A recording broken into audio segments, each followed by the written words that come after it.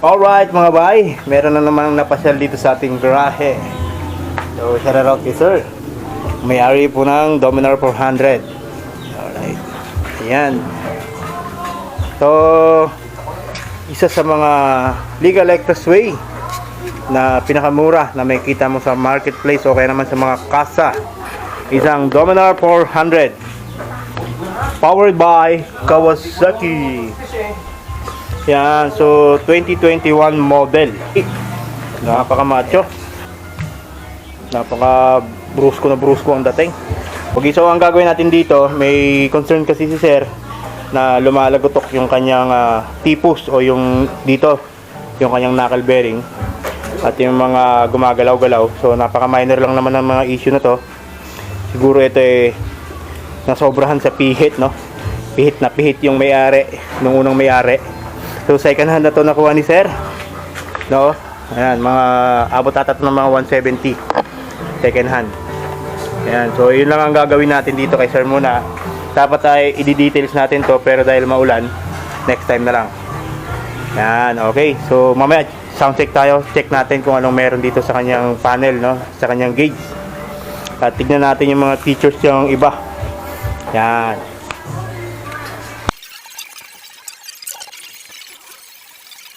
Natapos na natin yung Dominar 400 ni sir, no? This bike, wala naman tayong masyadong ginawa dito, no? Wala naman tayo masyadong binago or kaya inayos naman. Ang ginawa lang natin dito ay yung riding comfort ni sir, no?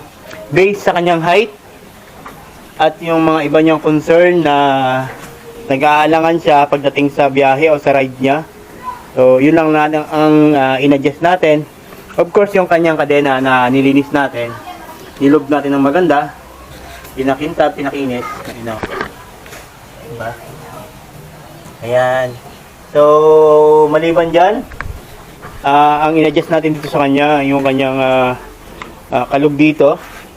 So far, so good, okay na ngayon, wala ka nang nararamdaman na taguktok dyan na umaalog.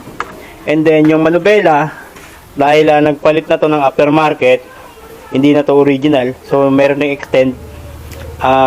Dahil sa extend, nakaramdam tayo ng konting vibration dahil aftermarket na itong bracket na to, kasi ibang iba yung original, no?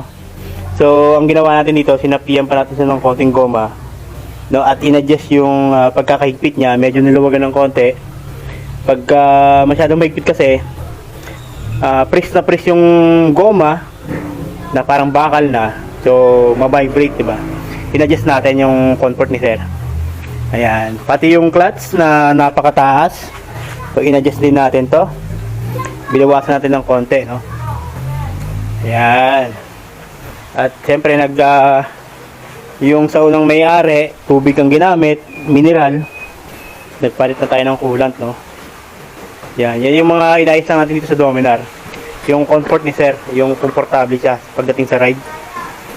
And then, ayun lang. So, sound check tayo. Itong sa Dominar na ito, no? Hindi ko na ibibigay yung buong detalye sa specs na ito, sa makina niya. Alam nyo na, ang Dominar 400. Ang bore na ito ay 373 lang naman. Pero, maangas pa rin to kasi legal expressway. Wala tayong masyadong kaba. Dahil, in the end, pwede siya sa expressway. So, sound check na tayo, no? Yan, no? Napakaganda ng panel niya. Full digital. Ang nakakatuwa dito, dalawa yung kanyang panel, no? Yan. Tsaka, may ilaw dito, no? Daytime running light. Yan, sound check. Wow! Napakatapang ng andar. Barako. Type 3 yung andar ng Raider. Hindi ko na ganong ibobomba, no? Kasi maingay, of course. Baka magalit yung ating kapitbahay. Tamang bomba lang. Ayan.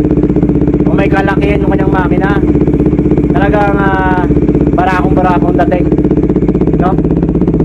Huwag na natin hanapin yung top speed nito dahil di man to ganun kabilis, pero pwede sa expressway, no? 170 to 180 ang top speed nito. Yan, so not bad. Perfect na perfect para sa mga beginners na gusto mag big bike. Yan. At saka yung gusto mag legal expressway, talagang ito na. Tapos sa presyo pa na, kung sa modelo ngayon ay yung 198 na UG, no, UG. Kasi ito B2.